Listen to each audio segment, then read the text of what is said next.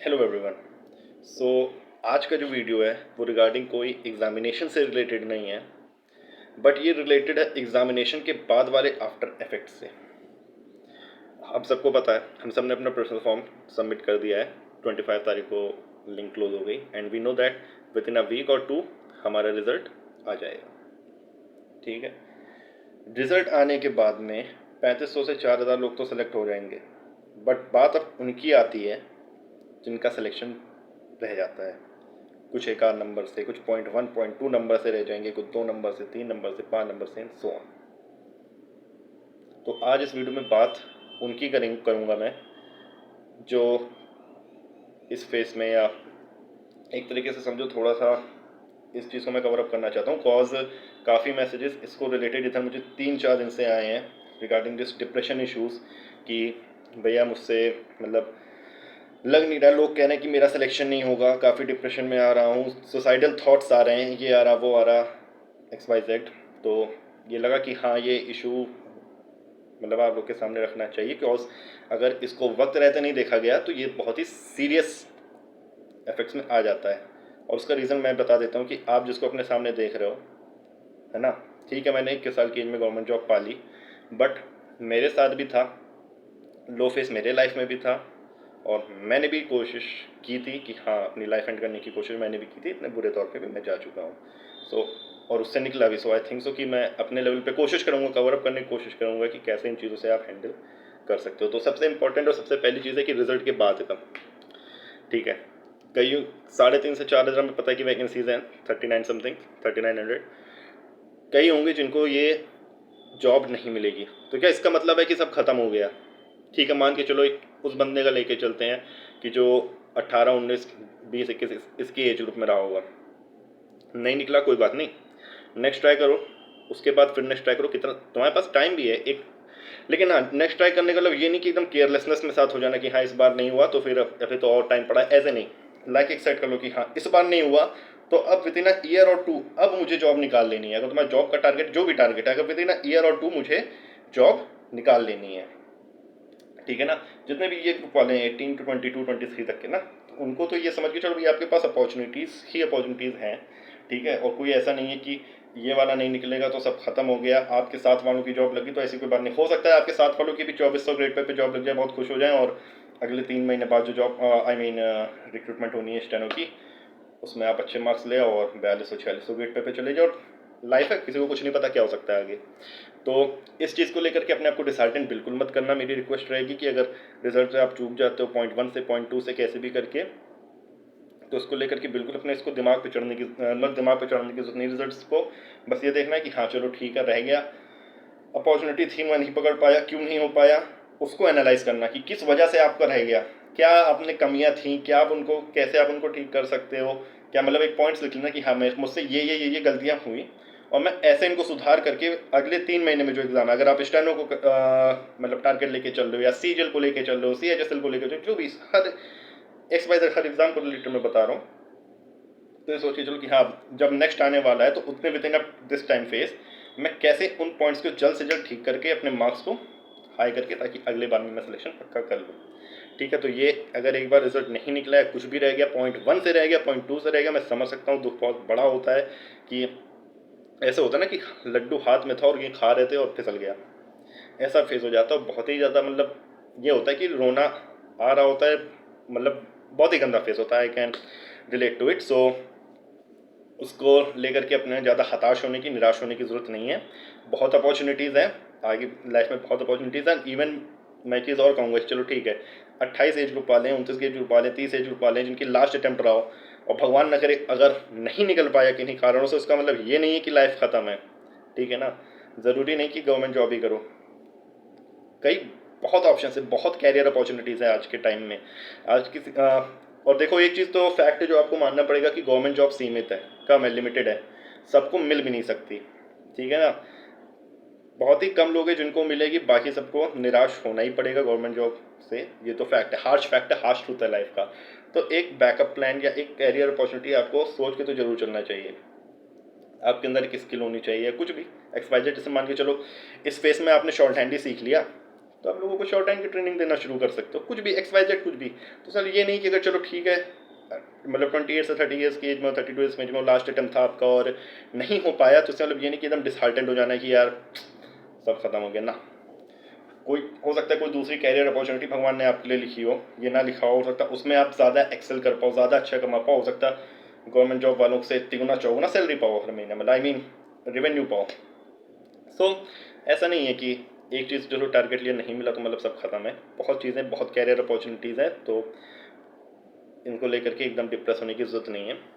ठीक है, एक एग्ज़ाम कभी भी आपका अंत नहीं है कि एक एग्ज़ाम नहीं निकला तो फिर आप ये सुसाइडल थॉट्स में चले जाओ, किसी भी ऐसे गलत थॉट्स में आप अपने नेगेटिव माइंडसेट में चले जाओ, सब बिल्कुल नहीं है। ठीक है, बहुत एग्ज़ाम्स आते हैं, बहुत रिक्रूटमेंट्स आती हैं, और एग्ज़ाम नहीं भी होता है तो भी बहुत कैरियर अपॉर्चुनिटीज़ है लाइफ में। कितने आपको एग्जाम्पल्स मिल जाएंगे कि जो अपना कैरियर किसी चीज़ में लगाना चाहते थे, जिसके लिए मेहनत किया, नहीं मिला, और दूसरा उन्होंने क्षेत्र देखा उसमें वो एक्सेल कर गया और अपना मुकाम पा लिया। तो इसको लेकर के बिल्कुल भी हताश, बिल्कुल भी निराश होने की ज़रूरत नहीं है। दूसरी चीज़, बाहरी इन्वायरमेंट को कभी ना अपने ऊपर इन्फ्लुएंस ना होने देना। एक जेन्युइन एडवाइस है, बाहरी इन्वायरमेंट को अपने ऊपर कभी इन्फ्लुएंस ना होने देना। ये मेरी सबसे बड़ी निगेटिव पॉइंट थी। मैं खुले प्लेटफॉर्म पे एक्सेप्ट करता हूँ कि मेरी सबसे बड़ा निगेटिव पॉइंट यही रहा है लाइफ पे कि मैं आउटर इन्वायरमेंट से बहुत जल्दी इन्फ्लुएंस हो जाता था। ऑल दो टैकल कर रहा हूँ धीरे धीरे, जैसे गुस्सा आ जाना जल्दी, या बहुत जल्दी कुछ बुरा कर दे तो सैड हो जाना, कुछ भी हो जाना आउटर, क्या हुआ कोई कुछ कह रहा है और वो आपके अंदर इफेक्ट कर जा रहा है, इसका मतलब क्या हुआ कि आपने एक तरीके से बाहर वाले को स्विच दे रखा है। अगर वो आपकी तारीफ कर रहा हो तो एकदम से आप खुश हो जाते हो, एकदम से वो कुछ कह देता है आप एकदम से गुस्सा आ जाते हो, या फिर सैड फील करने लगते हो, डिसहार्टेंड हो जाते हो। ये कभी ना होने देना, आउटर इन्वायरमेंट को कभी अपने ऊपर चढ़ने ना देना। एग्जाम्पल बताता हूँ आपको रियल लाइफ का ही, मतलब ये आप खुद ही रिलेट कर लोगे। अभी देख लो, आपका ये प्रेफरेंस फॉर्म का टाइम था, ठीक है।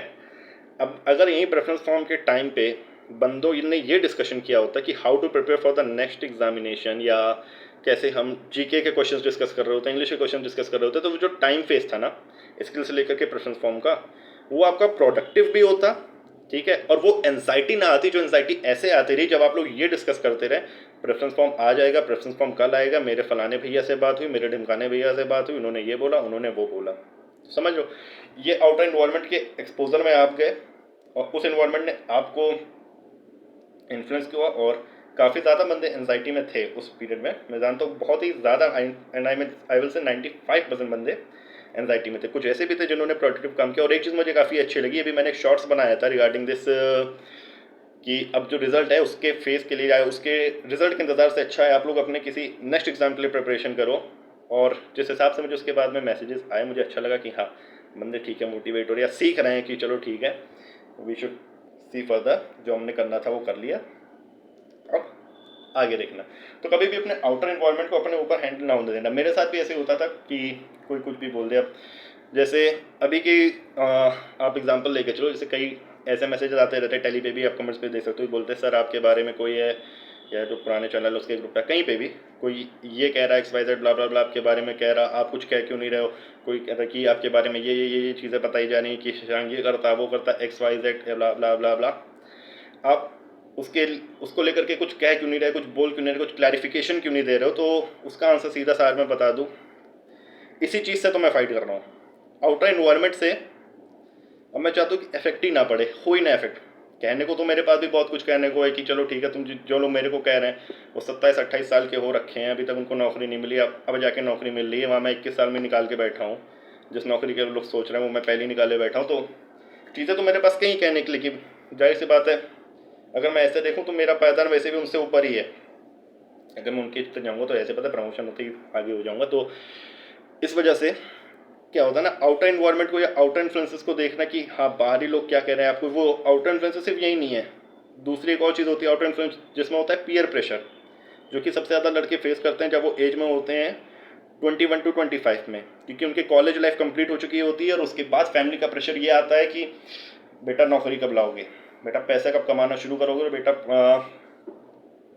कब आप अपने पैरों पे खड़े होगे।